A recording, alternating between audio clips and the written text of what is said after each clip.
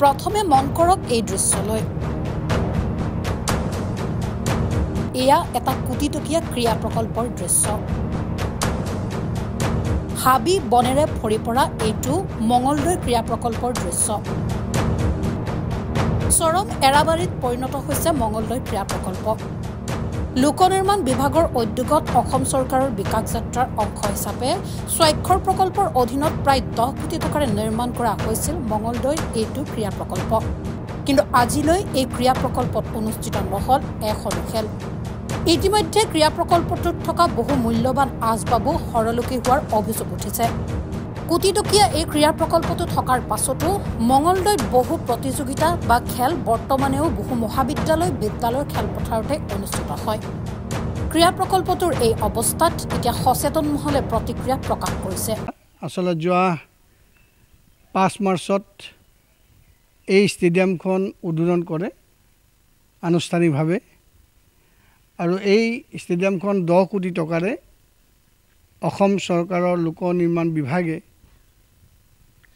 signature প্ৰজেক্টৰ অধীনত নিৰ্মাণ কৰিছিল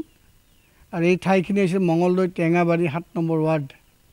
সোণালী পাম বুলি কয় আৰু এই তাৰ কিনাৰে ষ্টেডিয়ামৰ কিনাৰে মঙলদৈ নদীখন গৈছে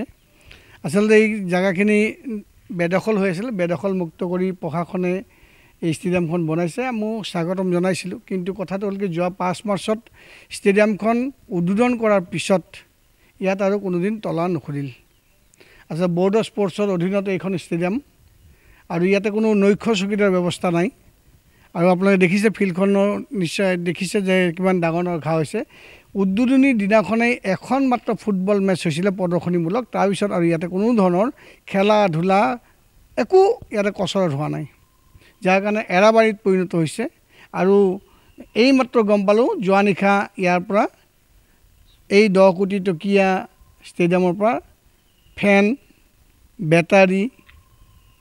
গেছৰ চিলিণ্ডাৰকে ধৰি বিভিন্ন সামগ্ৰী চুৰি হৈছে অকলে চুৰি হোৱাই নহয় আমিতো আকাংক্ষা কৰিছোঁ যে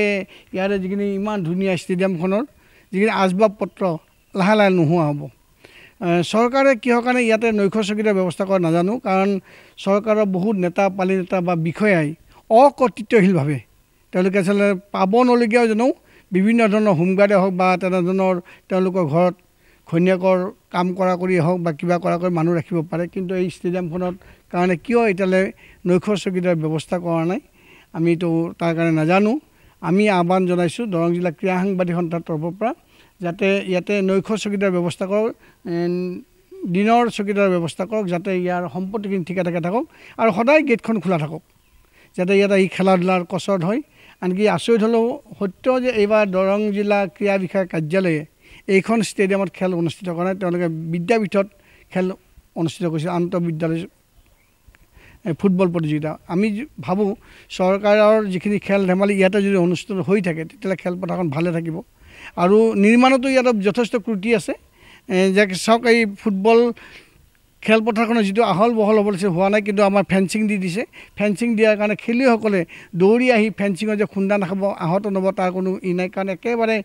ওচৰত দিছে খেলপথাৰ যিটো আমাৰ জোখৰ হ'ব লাগে ফুটবলৰ যিখিনি জোখৰ মোৰ দৃষ্টিত এই জোখৰ এই খেলপথাৰখন নহ'ব কিন্তু জাগা আছিল জাগা থাকিও তেওঁলোকে ঠিক কৰিব পৰা নাই তেওঁলোকে ফেঞ্চিংটো ইমান ঠেককৈ দিছে যাৰ কাৰণে নেকি ইয়াতে বিপদজনকভাৱে খেলিব লাগিব কিন্তু শেহতীয়াভাৱে এতিয়া মঙলদৈ ক্ৰীড়া সন্থাই ইয়াতে লীগ প্ৰতিযোগিতা ফুটবল লীগ পাতিম বুলি এটা মনস্থ কৰিছে আৰু ইতিমধ্যে তেওঁলোকে অলপমান দীঘল কঁকাললৈ উঠা ঘাঁহনিবিলাক কাটিবলৈ এটা প্ৰয়াস কৰিছে মই ভাবোঁ মঙলদৈ ক্ৰীড়া সন্থাই যদি সঁচাকৈ ইয়াত খেল ধেমালি অনুষ্ঠিত কৰে তেতিয়াহ'লে নিশ্চয় খেলপথাৰখন কিছু ব্যৱহাৰ হৈ থাকিলে খেলপথাৰ ভালে থাকিব আৰু মই আকৌ কৈছোঁ চৰকাৰক অনুৰোধ জনাইছোঁ যে এই ষ্টেডিয়ামখনৰ ৰক্ষণাবেক্ষণৰ কাৰণে ইয়াত নৈশ চকীদাৰ ব্যৱস্থা কৰক তাৰ লগত আৰু এটা কাম কৰিব পাৰে যে দৰং জিলা ক্ৰীড়া বিষয়া কাৰ্যালয়টো বৰ্তমান ভাড়াত চলি আছে মঙলদৈ ভেবাঘাটত এই কাৰ্যালয়টো যদি ইয়াত স্থাপন কৰে যিহেতু ইয়াতে মই দেখিছোঁ ইমান ধুনীয়া ৰুম আছে ইয়াত যদি স্থাপন কৰে তেতিয়াহ'লেও কিছু ক্ষেত্ৰত মানুহ যেতিয়া অহা যোৱা চলিব বিষয়া কৰ্মচাৰী যেতিয়া অহা যোৱা চলিব ষ্টেডিয়ামখন নিশ্চয় ভাল হৈ থাকিব গতিকে আমাৰ আহ্বান আজি চুৰি হৈছে মাত্ৰ কেইবাটামান বস্তু যাতে ইয়াৰ পৰা এপতকৈ বস্তুবিলাক চুৰি হৈ নাইকিয়া হৈ নাযায় ষ্টেডিয়ামখন এৰাবাৰীত পৰিণত নহয় তাৰ কাৰণে আমি আহ্বান জনাইছোঁ আৰু দাবী জনাইছোঁ আৰু ইয়াৰ নৈশ চকীদাৰ ব্যৱস্থা কৰক,